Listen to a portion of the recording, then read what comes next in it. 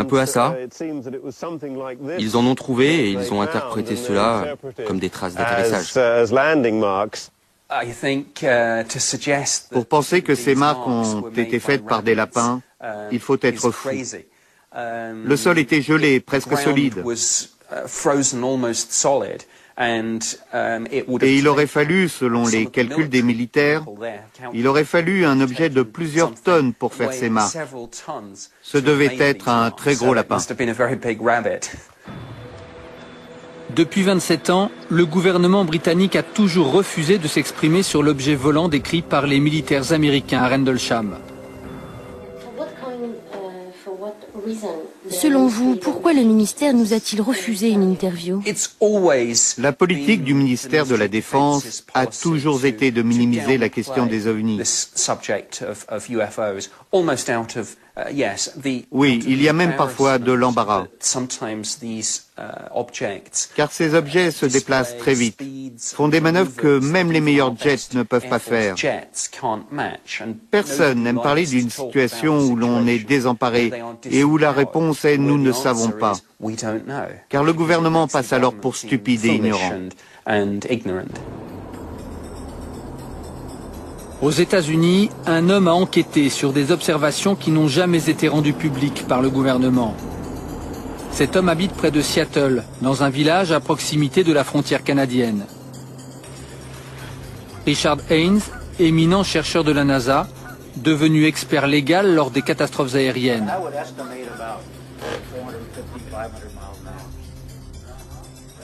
Il a interrogé 3000 pilotes civils. Au début, il ne croyait pas du tout aux ovnis. En tant que sceptique, je me suis dit, je peux expliquer les ovnis. Ce sont simplement des phénomènes naturels mal identifiés. J'ai commencé à réfuter la réalité des ovnis. J'ai rencontré des pilotes, je leur demandais « Est-ce que vous avez vu quelque chose au cours de votre carrière que vous n'avez pas pu identifier ?» 1 sur 5 environ me répondait oui. 1 sur 5, c'est beaucoup. C'est beaucoup plus que je n'imaginais. Quand je leur demandais des détails, ce qu'ils me racontaient était totalement différent de ce que j'avais pu faire en laboratoire. Du coup, j'ai compris qu'il y avait bien quelque chose qui devait être étudié sérieusement. Haynes a aujourd'hui quitté la NASA. Depuis 7 ans, il dirige le NARCAP, une association qui recueille les témoignages de pilotes anonymement. Haynes nous montre son catalogue, plus de 3000 rapports de pilotes civils. Les pilotes militaires, eux, refusent de témoigner, ils ont peur. Ils veulent juste se couvrir pour éviter d'avoir des ennuis. Ils ont peur. Peur pour leur grade, peur de perdre leur statut d'officier, et même d'être expulsés parce qu'ils ont fait quelque chose de mal. C'est la peur qui plane au-dessus d'eux.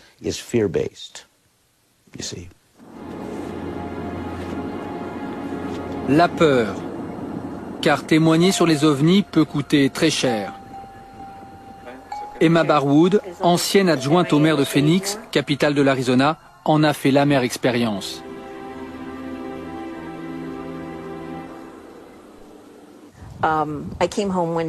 Je suis rentrée chez moi un jour et j'étais vraiment bouleversée car il y avait beaucoup d'attaques au sein de la mairie. C'était des personnes que j'aimais beaucoup. Je suis rentrée et j'ai dit à mon mari, je crois que je vais démissionner.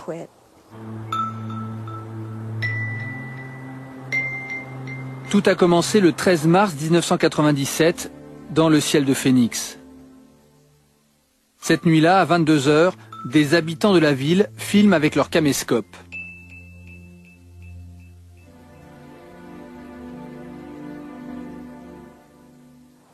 Figure this one out. There's a double.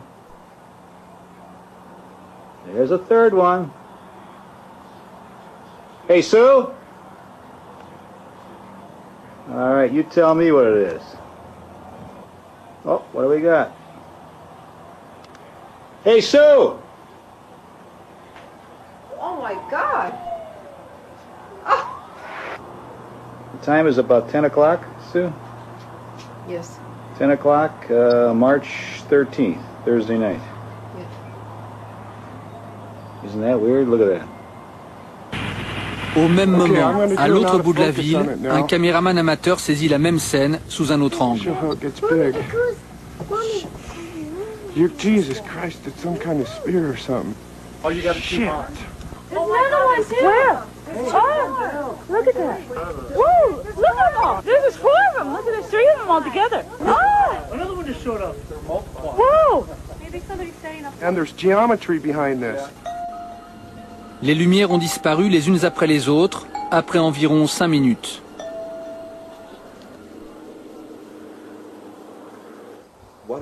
Avant cette histoire, vous pensiez quoi des ovnis?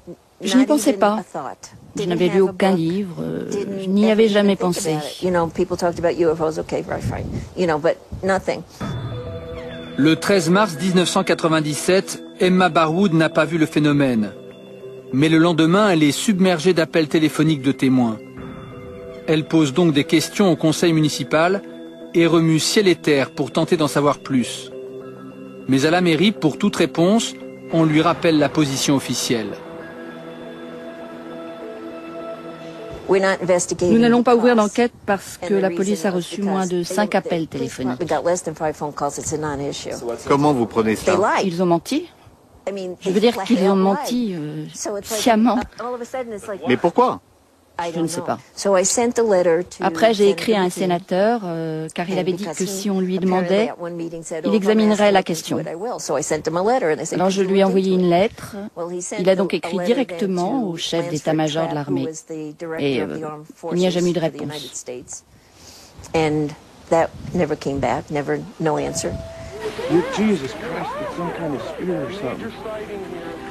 La presse s'empare du phénomène.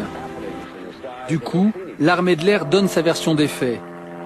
Le 13 mars 1997, à 22 h, l'armée aurait procédé à un exercice avec des fusées éclairantes, des flares en américain. Voici à quoi ressemblent des flares tirés de nuit. Les fusées éclairantes tombent en dégageant de la fumée.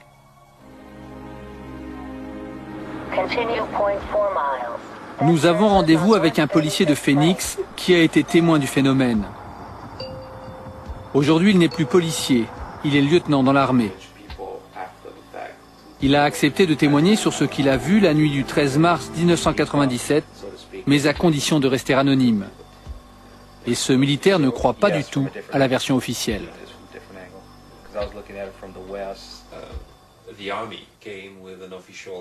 L'armée a donné une version officielle, affirmant que c'était juste des fusées éclairantes. Êtes-vous familier des flares? Oui, monsieur. J'ai déjà utilisé des flares. Vous avez vu cette chose pendant 10 ou 15 minutes? Oui, 10 à 15 minutes. Cela ressemblait à des flares? Non, monsieur. Les fusées tombent verticalement. Et cette chose était horizontale.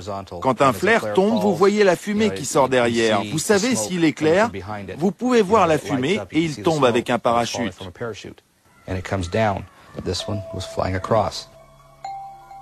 Effectivement, sur les images vidéo amateurs du 13 mars 1997, il ne semble pas y avoir de fumée derrière les lumières.